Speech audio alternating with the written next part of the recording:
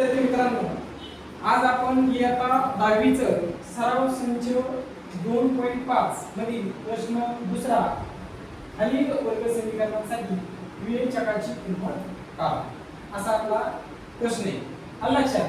आणि ह्या प्रश्नामध्ये एक वर्ग समीकरण दिलेलं आहे आणि ह्या वर्ग समीकरणासाठी आपल्याला काय करायचं? विवेचकाची किंमत काढायची. कशाची किंमत काढायची? विवेचकाची.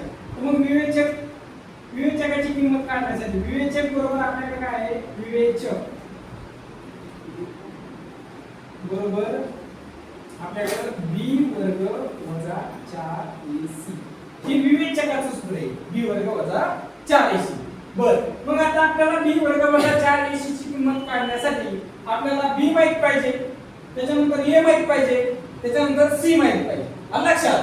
तर मग हे माहिती करण्यासाठी आपल्याला या वर्ग समीकरणाची तुलना आपल्याला वर्ग समीकरणाच्या सामान्य रूपाशी करावा लागेल. मग वर्ग समीकरणाचं सामान्य रूप काय आहे?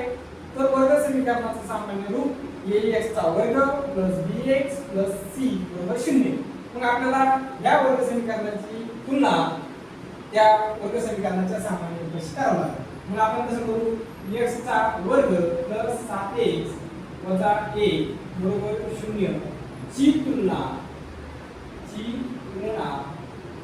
आपण ax चा वर्ग bx c बरोबर 0 शी करू. मग ax वर्ग bx c बरोबर 0 शी करायची. मग a ची किंमत इथं x वर्ग आहे, इथं a म्हणजे इथं काही नाही म्हणजे काय असणार आहे? तर 1 असणार आहे. मग इथे देणार आपण a बरोबर किती आहे? a. b बरोबर bx आहे, इथं 7x आहे. मग b ची किंमत काय असणार आहे? 7. बर, त्याच्यानंतर इथं c आहे, c ची किंमत इथं 1 आहे म्हणजे वजा 1 आहे. मग c ची किंमत काय असणार इथं? आलं लक्षात? मग आता आपण abc च्या किमती लिहिल्या. मग आपल्याकडे विवेचक बरोबर काय आहे? विवेचक त्यालाच आपण असं डेल्टा असं म्हणतो. काय म्हणतो? कंसात डेल्टा असं म्हणतो. आणि डेल्टा म्हणजे हा त्रिकोण आहे बरोबर.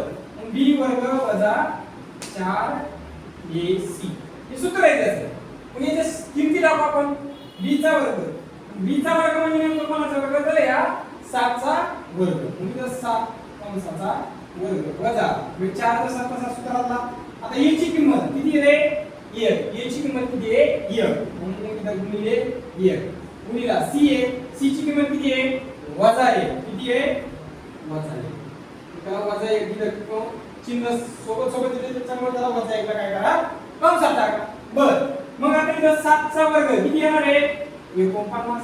7 चा वर्ग किती आहे? 49. आता इथं वजा 4 आहे. वजा 4 गुणिले 1 4 1 4 वजा 4 वजा 4 गुणिले वजा 1 वजा गुणिले वजा काय होणार? मग प्लस म्हणजे 4 1 4 आणि ते कसे होणार? प्लस 4. हे बघा 4 ने 1 ला गुणलं तर 4 आलं. या 4 ने परत या 1 ला गुणलं तर 4 आलं. परंतु या वजाला गुणल्याच्या नंतर इथं काय आलं? प्लसचं चिन्ह आलं. मग 49 आणि 4 हिची बेरीज करा. किती येईल? 49 आणि 4 कधी येईल? 53. आलं लक्षात? मग डेल्टा बरोबर आपल्याकडे काय भेटला? 53. म्हणजे याचं विवेचक किती दिला? 53. आणि आपल्याला काय करायचं सांगितलं होतं? विवेचकाची किंमत काढा असं सांगितलं होतं. आणि विवेचकाची आपण किंमत काढली की भेटते आपल्याला 53. तर या ठिकाणी आपण थांबू.